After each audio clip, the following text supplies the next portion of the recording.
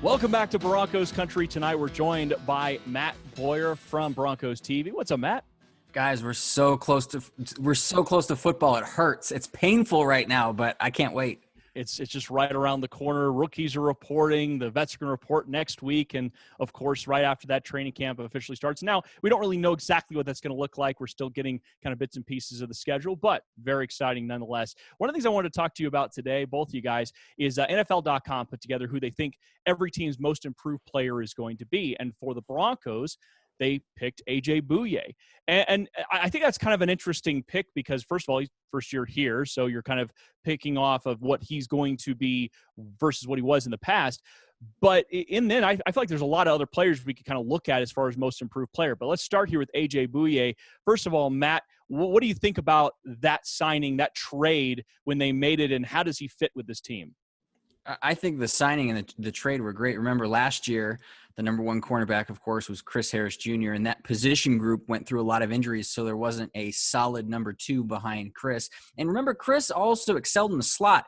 He could play outside, but he really thrived inside the slot. Now with Aj Bouye, the Broncos have a guy on the outside who can go one-on-one with another team's best defender. Chris could do that too.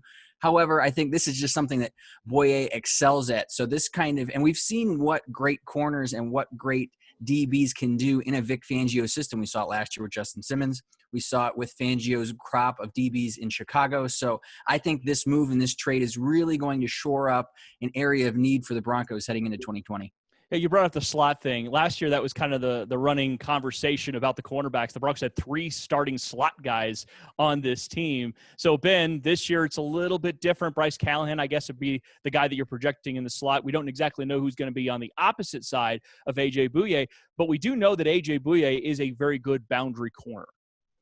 Well, yeah, and that's his natural fit. He's played in schemes like that, the entirety of his career. I find it interesting that he's been mostly a middle of field closed corner. He's going to be playing the middle field open scheme here for Vic Fangio. But Vic's been trying to get Aj Bouye dating back to when he was up there in Chicago. So I guess he sees something in Bouye that he feels fits the scheme here. I'm excited to see it. I don't know why the NFL Network picked him as the most improved guy, but, he was kind of on a defense that was checked out last year, and you feel like that could be something here. I think that's kind of what it is when he had the opportunity to be the number one out there in Jacksonville when they traded Jalen Ramsey, people saw mostly what I agree with you was kind of a checked out defense, a team that was struggling, especially with the leadership department, and people sometimes point that on individual players, Matt. I mean, we've seen that before on other teams too. Yeah, I think, you mentioned it, the leadership thing is going to be a huge thing. He's already got built-in chemistry with Kareem Jackson. When you have veteran guys, those veteran voices, Justin Simmons is going to be another huge voice in that DB's room this year. So when you have those veteran voices and combine that with a guy like Ed Donatel, who by all accounts has really done a lot to, endear himself to those DBs, having been a DB's coach himself for much of his career. So I think all of those things mixed together are really going to benefit that secondary.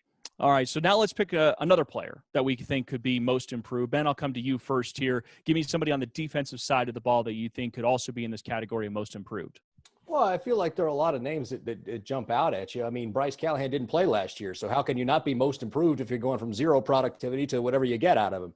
So I think that's a name that you got to put on there. I'd like to see somebody else. I'd like to see a guy like Yadam become that guy. He got picked on a lot early last year. I'd like to see him get it in year 2 and become that guy.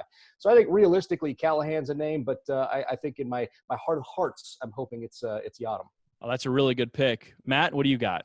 I agree with Ben. I think, when you think about most improved, it's potential versus reality. Last year, you can make the argument that it was Justin Simmons we knew he was a good player, but he made that step to great.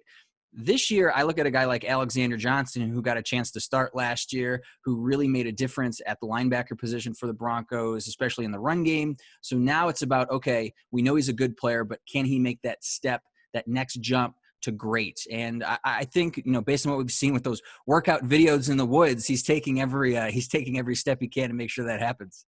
Yeah, and it is kind of an interesting question because, Ben, we could take it from the angle of guys that came off injured. Bradley Chubb's another example of a guy that got injured and say, well, most improved seems very obvious because he's got nowhere to go but up after only playing, most of 4 games. So that would be a good pick. Some people might even say Von Miller should be in this conversation because he didn't reach double-digit sacks. I don't necessarily agree with that. I love your Alexander Johnson pick, and I honestly, if Isaac Yiadom does take a step forward, I think that's a good one. Let's go to the offensive side of the ball. Ben, I'll come back to you. Give me a player on the offensive side of the ball that you could pick for most improved. Well, I think we saw him start on that trajectory with the Cleveland Browns game last year and shoot upward from there. And that's Noah Fant. He struggled at times early in the season tracking the ball in the air. It just took him a little while to get used to the pro game, being a pro tight end and not just dominating inferior athletes at the college level. And so I think once that concept crystallized for him, he became a better tight end. I'd love to see him take that next step into the elite tier of tight ends in the NFL this year. I mean, he certainly seems capable, and that's exactly what the Broncos are predicting. I think a lot of people are predicting Noah Fant to take that step. He actually had his production-wise was really strong for a rookie year. What about you, Matt? What do you think on the offensive side of the ball?